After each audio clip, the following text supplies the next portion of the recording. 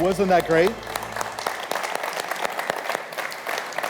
One of the great things about watching experienced presenters is following their talk is not necessarily all the most easy thing to do. But one of the things he has done well is stay connected with the audience the entire time he's been talking. And he had a continuous flow of progression of thought. That's difficult to do, especially difficult to do with live coding if things are not working right. Let me go back to the beginning of my talk. My name is Chris Brown. I have been a software developer for 20-some years and working in open source for 15 years. I co-founded ZenCart e-commerce platform. I have, in the last couple of year, been a package maintainer for this Laravel permissions package, and I have been a public speaking coach for the last 3-4 years. How about you? Who here has given some sort of technical presentation either at work or at a local meetup group? Awesome, excellent. Who here has been a conference speaker of some sort? Awesome, excellent. How many of you are scared crapless to get up and give a presentation somewhere? All the same hands and conference speakers, everything, absolutely. All right. Today, I hope to give some very practical takeaways for every skill level here in the room. In talking with different people throughout the last couple of days, one of the things that's come up is, how do I make sure my topic is worth talking about? How do I know I have something worth sharing? We'll talk about that in a moment. We'll also talk about ways to reduce nervousness or your perception of nervousness, how to control fears, cut out some distractive behaviors, and ultimately connect better with your audience. Audience participation. You know how to snap your fingers? On the count of 3, will you all snap your fingers with me? 1, 2, 3. All right. Next one. I want you to go bzz. On the count of 3. 1, 2, 3. Bzz. All right. How many times have you been in a presentation, even maybe talking with your boss or listening to somebody teach something or share information and they go, way too much. Anytime you hear me go or ah during this talk, I want you to either snap your fingers or go bzz, as loud as you can. Make sure I hear it. Don't be ashamed about it. Let's do it, right? So was another filler word like or ah. What do I do next? Okay, you guys are smart. That's awesome. First topic, is my idea suitable? Does it make sense? The most important thing to recognize and consider is the fact that we are all creative people. Every day, behind the keyboard, you are working at solving business problems, solving real problems with code. And that requires a creative process. Sometimes as coders, we think, well, that's designer stuff. They're the creatives, and we don't always think of our delivery as a creative process. But how do you learn more from other programmers or coders or even designers, other people? You hear them share, you read blog posts, you watch video casts, things like that. So you too do have great ideas to share. You have things that are worth sharing with other people. That said, it's worth asking other people what they think of a proposed idea you might have. They might help you refine that topic, think of other ways of describing it. Also, meetup groups are always looking for presenters. Ask the coordinator, the organizer of a meetup group. They're happy to give you feedback on what they think would work, how to maybe twist it around and present it more effectively. And also, every conference presenter is happy to share with you ideas and explore something that you might have worked with. They are very approachable people. They like you to approach them and carry on a conversation. Ask useful questions. They love that sort of thing. Right? Right? Good.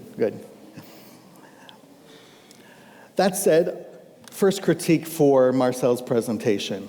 One of the most effective things that you can do as a presenter, especially if there's a photographer in the room, is take off your lanyard, because it really doesn't do so well in photos.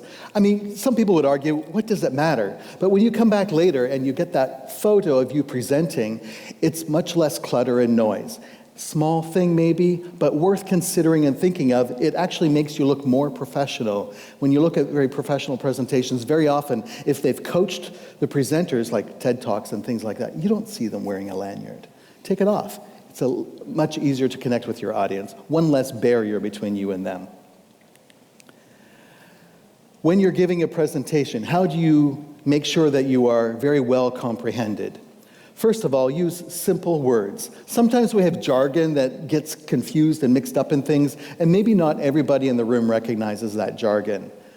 Keep your words simple, especially if you're dealing with second language scenarios. Perfect.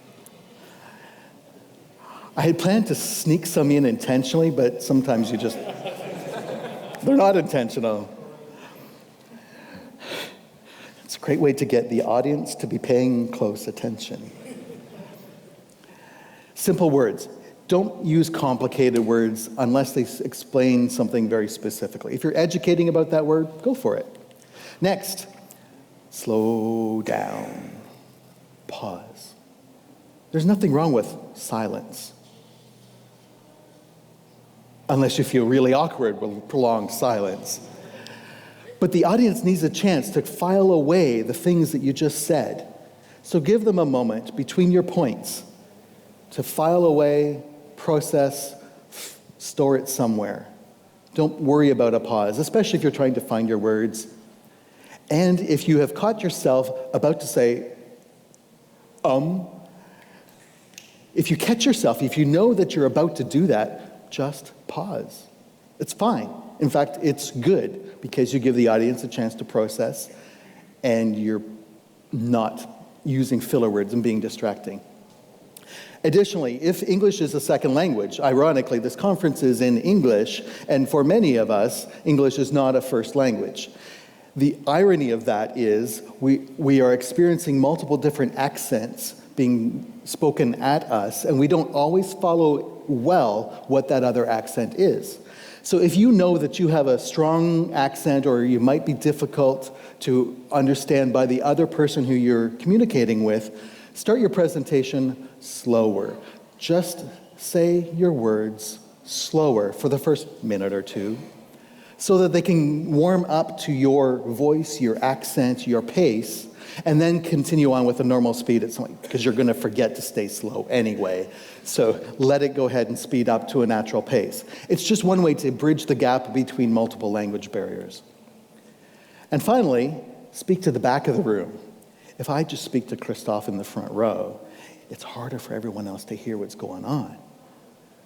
So I want you all to say to the person beside you, Marcel is a great speaker. Just casually say it to the other person beside you. Marcel is a great speaker. Exactly. You didn't hear hardly anybody else. But now I want you to say to the person on the other end of the row or the other end of the room, project to the other end of the room. I don't want you to shout, though. I just want you to project your voice. So speak intentionally louder to the back of the room. Marcel is a great speaker. Marcel is a great speaker. Okay, somebody shouted there. However, did you feel the difference in your lung capacity and how you kind of even used your chest?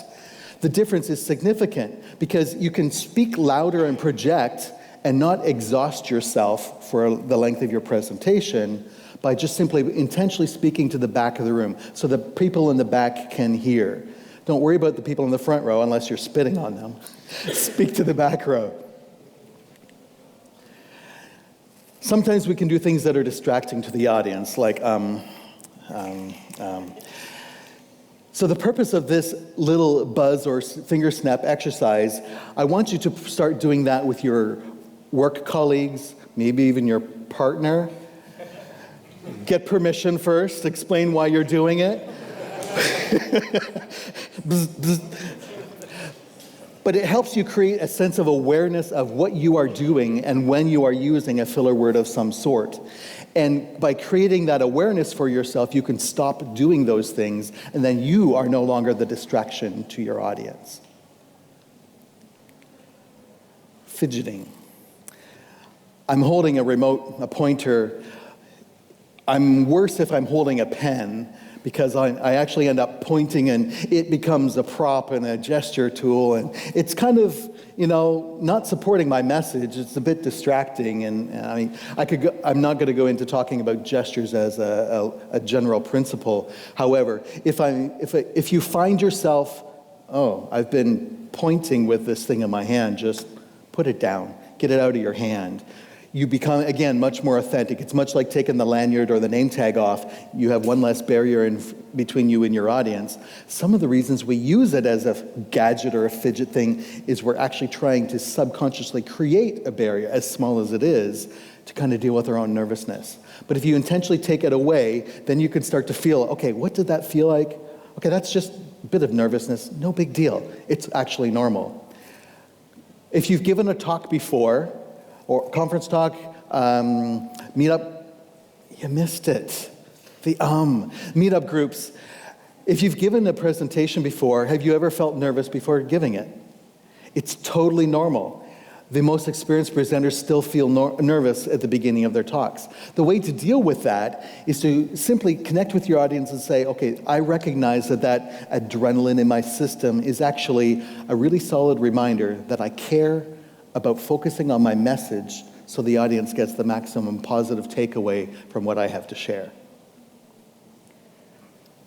Another thing I noticed, Marcel did this great, mostly because he's live coding stuck here where the lights are shining exactly. It's easy for me to want to step out of the spotlight so I can see your faces, but then you can't see me as well. So it's important, stay in the light so your audience can see you, especially if the background is conflicting with skin color or what you're wearing or things like that. Stay in the light. It's a bit annoying until you get used to it, but stay in the light rather than stepping out of it where you can't really see me so easily, right? Next point, wandering. So I've been doing a little bit of wandering just to kind of start talking about this. If I'm giving you a talk and I'm constantly just wandering back and forth all the time, how connected do you feel to me if I'm just moving around all the time? You don't, right? It's better to stay put. Now, obviously, if you're staying in front of the computer and you're presenting from a computer, it totally makes sense. You saw me standing here a lot of the time. I felt a bit disconnected from the people here because this is in the way, but I was trying not to move around too much to be distracting. One thing that you can do, you can see in the notes on the slide, is plant your feet, but if you're feeling nervous at all, also squish your toes into the floor. Push the energy out of you, that nervous energy out of you. Nobody knows you're doing it. It's the best kept secret in dealing with nervousness. Just push that nervousness into the floor. It plants you, it helps you keep steady, at least for a few moments. And then you've broken the pattern of being distracting if you're walking. So if you catch yourself doing that, wandering without a purpose, do something just to kind of plant yourself. It's okay if you're kind of telling a story and moving around. I'm telling a thing that happened over here, and then the next thing I'm talking about, it kind of happens here in a separate scene. That makes sense to move around. And maybe when I go back here and connect with that part of the story, you see how the movement actually puts your mind back into what happened in that space. But if you're giving a technical talk, that's not what's going on. So wandering around is not always beneficial. We do see people do it, so we sometimes try and follow suit, but it's not always good. Live coding. I love and hate live coding. I love it because when it's done well and it works well, I learn so much more from it. A couple points I just want to make about fine-tuning your live coding delivery. We've all seen when the font's too small and things like that, but I want to just show a simple example. Here, in this room that doesn't have other outside light coming in aggressively on the screen, this is relatively easy to see because the contrast pops. But if there was sunlight coming in and shining partly on that screen, the wall in this case, you couldn't see it so well. Or the people in the back have to struggle a little bit harder to see the contrast. Whereas if you use a full white background, then it actually works best for everybody in the room in the presentation. Yes, it's brighter, but if you've already had bright theme all the way, again, so the people in the back can see most effectively, that tends to work better. I know we all have our preferences about color schemes and styles and all of that, but this is one of the things I've learned from my own experience, both in the audience and as a presenter, to try and use that brighter white background. Also, have you seen conference talks where somebody wants to use like SQL Pro and they're showing you the data in SQL Pro? I mean, can you really read the resolution there? This room's not too bad actually, but you can't change the font size in the Chrome section of SQL Pro. You can configure the font size of your data results, but sometimes that's useless, right? However, on the Mac, you can use the Control key and two-finger scroll to zoom in. And that can be very, very handy, even if it's just temporary, to zoom in and show off what it is you're doing and then come over. Now, if you haven't enabled that, then you can't do it. And the simple way of doing that is in, let's go back to the presentation, and accessibility, go into zoom and just check this box, use scroll gesture, and then you use the Control key. Just a simple tip, if you didn't know that already, it can sometimes help make it easier for your audience to see what you're trying to share. How are we doing for time? 7 minutes. All right, I'm ahead of schedule. Awesome. Takeaways. It'll give us some time for questions. First of all, you can do it. You have a message to share. You all have valuable information to contribute to others. We can all learn from each other. So don't be afraid to get up and try it. Take some time to validate your idea, kind of hone or refine. The biggest challenge often is having way too much content. When we finally decide I'm going to do it, I end up with way too much content. I have to cut it down a lot. I talked about slowing down so people can comprehend you well, and sometimes that helps us also not pace around so much. The slowing down will be good. The filler words, like if I say, those kinds of things. Catch yourself doing it. Work on that ongoing before you end up giving a presentation, and you will connect with your audience without those distractions. I talked about the wandering and fidgeting. Slides, keep them simple. You notice that the slides I did here, partly because I just put this talk together, the slides are very simple, no color, no special things. I did work hard to try and keep the fonts big and bright without distractions, but less is more in many times, and please don't read all the text, the paragraphs of text on your slides to everybody. We've probably all had bad experiences with that. A couple resources. Who of you knows the name Cal Evans? So he runs a blog, has a blog that has also many articles on it about how to be an effective speaker. He runs the Call for Papers project, I think, for PHP Architect and such.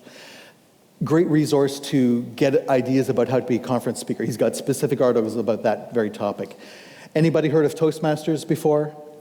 No, just a North American thing. All right. A great organization to practice public speaking skills on an ongoing basis in a very safe, supportive environment where you get interactive, real-time feedback about a presentation you just gave and how you can improve upon it and learn together. This is my contact information. I want to leave you with a very important point. You have a message. You have the ability to share it. We learn from each other. We need you to share your message. Not just in your creative work and coding, but also in your ability to communicate with us. We all learn together. With that, I want you to take a risk, step out, do something outside of your comfort zone, because I know you can rock it. Are there any questions?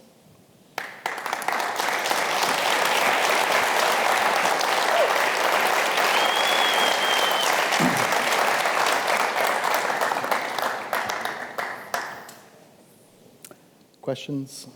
Yeah. Any tips for situations where things go wrong, like while live coding, or any technical problems?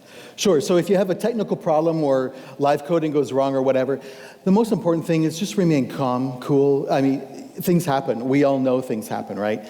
So if you can keep your cool and not just be, oh, geez, that's all. And don't blame yourself. Don't feel like I'm such a failure as this isn't working. You can't control when technology goes wrong, right? But it's good to prepare a backup plan. So if you intended live coding and it's not working, don't let the whole presentation not work because you didn't have some sort of backup. Go with slides, go with talking even impromptu about what you're going to share. Yes, it's disappointing for you, and especially if your audience was expecting the live coding, but go for it. You don't have to write it off because something went wrong, because things always go wrong. I mean, I planned a bunch of things that I didn't do. And, yeah. How can I stop coworkers who are bad at presenting? How do I stop coworkers who are bad at presenting? Help them become better presenters is probably the best way. Give them constructive feedback. So one of the things, the time slot doesn't give you enough opportunity to really critique something in real time in great detail. But if I can find a way to tell somebody what they are doing well, then they're likely to be open to me giving feedback to be more constructive about how they could connect better with me. So make it personal also. When you do this thing, or you ramble on and so on, you lose me. Or, I mean, that's the most common thing I experience with bad presenters. They lost me. Their energy was low, or they didn't seem confident in themselves, so they kind of disconnected from the audience, and that became difficult. So if I can help them see ways by telling them what they could have done that would have connected with me better, then I can help them maybe try some other ideas that would just work for me, and chances are it would work for many other people. Is that useful? I mean, it's hard to,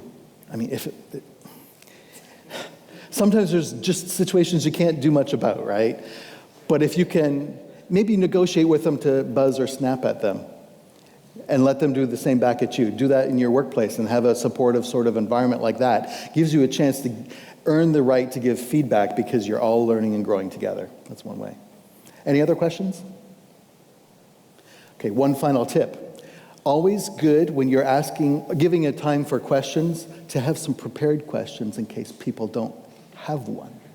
Because it's really awkward, like, do you have any questions? And there's nothing out there. So, one of the questions I prepared just in case was holding eye contact with your audience. That's very often one of the scariest things about presenting is they're looking into my soul.